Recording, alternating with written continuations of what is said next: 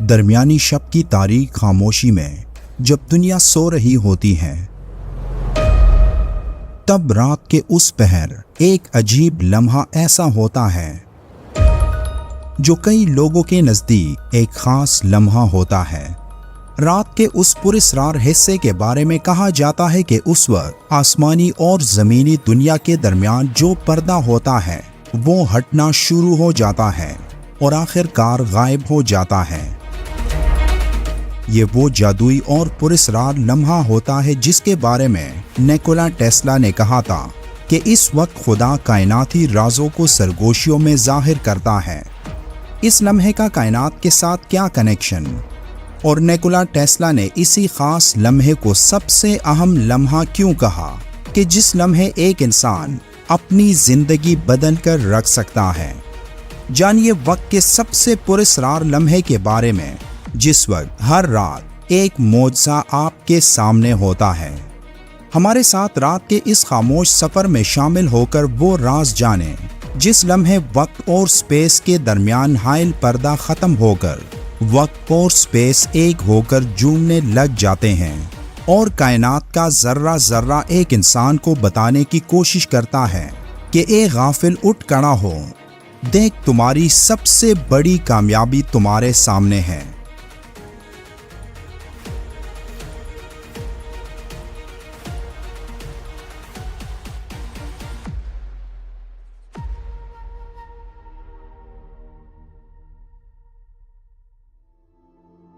نیکولا Tesla ایک دور اندیش اور ذہین انسان تھا جس نے کائنات کے بڑے بڑے رازوں کو حل کیا تھا،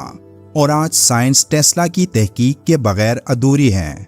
نیکولا ٹیسلا کی کامیابی اور ذہانت کا راز اس کے سونے کے وہ عادات تھے جس کو اپنا کر وہ ایک کامیاب انسان بنا۔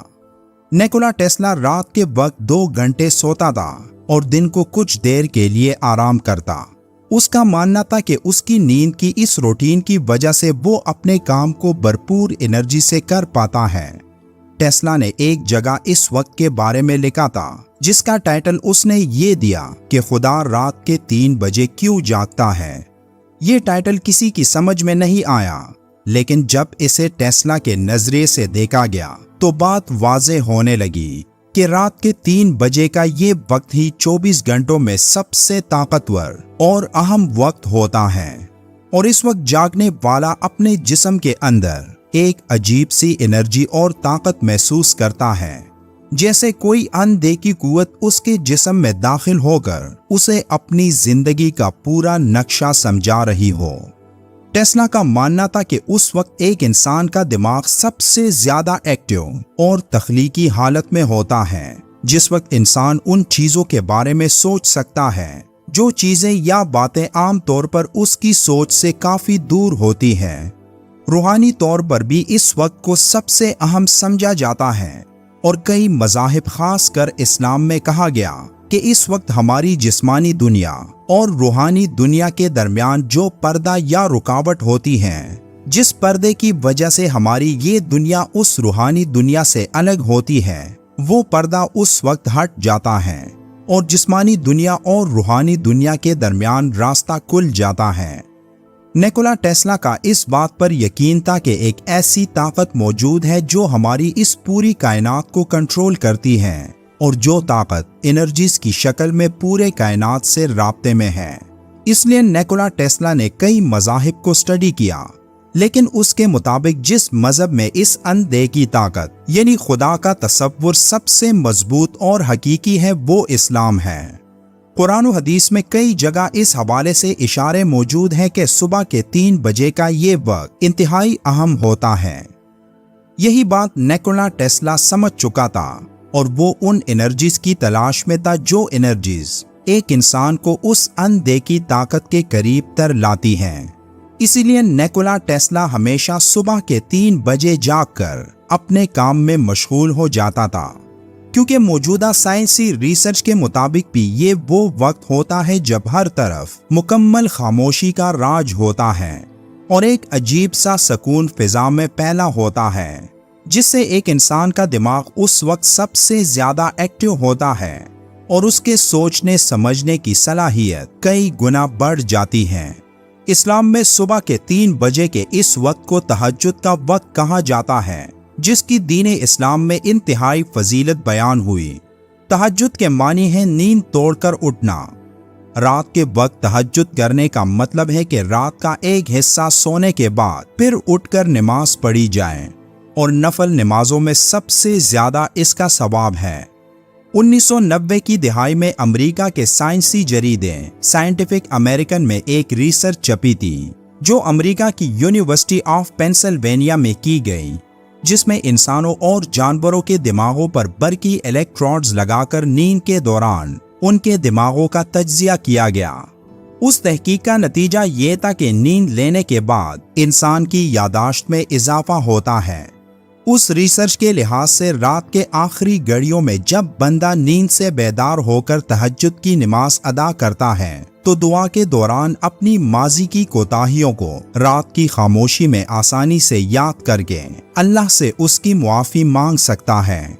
میڈیکل سائنس کی روح سے دیکھا جائے تو میڈیکل سائنس کہتی ہے کہ صبح 3 بجے یعنی تہجد کے وقت اٹھنا جسم میں بیماریوں کو دور کرتا ہے۔ صبح جلدی بیدار ہونے سے جسم میں جمع شدہ فضلات کو جسم سے جلدی نکلنے کا موقع مل جاتا ہے، جو کہ لیٹ اٹھنے کی صورت میں جسم میں رہ کر جسم کو نقصان پہنچا سکتے ہیں اور گردوں پر زائد بوجھ پڑتا ہے۔ اس کے علاوہ آکسیجن سے بھرپور صبح کی تازہ ہوا میں سانس لینے سے پھیپھڑوں اور دماغ کو تقویت ملتی ہے۔ ایک حدیث پاک میں ذکر آیا کہ ہر رات کے پچھلے پہر اللہ ہماری اس دنیا کے آسمان پر نزول فرماتا ہے اور اعلان کرتا ہے کہ ہے کوئی مجھ سے دعا کرنے والا کہ میں اس کی دعا قبول کروں۔ اب غور کریں کہ یہ وہی اندیکھی قوت ہے جس کا ذکر نیکولا ٹیسلا نے اپنی ریسرچ میں کیا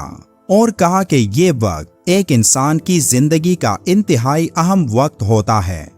اللہ کے آخری رسول صلی اللہ علیہ وآلہ وسلم جب تہجد کے لیے بیدار ہوتے تو کمرے سے باہر صحن میں تشریف لاتے،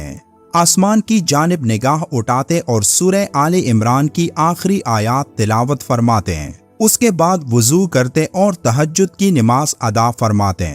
نیکولا ٹیسلا کی یہ پوری ریسرچ اللہ نے قرآن کی 2 آیات میں بیان فرمائی، جہاں سورہ آل عمران کی آیت نمبر 190 اور 191 میں ارشاد فرمایا، بلا شبہ آسمانوں اور زمین کی پیدائش میں، رات دن کے عدل بدل میں اہل علم کے لیے نشانیاں ہیں۔ یہ ایسے لوگ ہوتے ہیں جو کھڑے بیٹھے اور اپنے پہلوؤں کے بل لیٹے ہوئے اللہ کو یاد کرتے اور کائنات کی پیدائش پر غور و فکر کرتے ہیں۔ ناظرین کرام، غور کیجئے کہ بگ بینگ دھماکے کے ساتھ ہی وقت کی پیدائش ایک انوکھا اور عجیب واقعہ تھا۔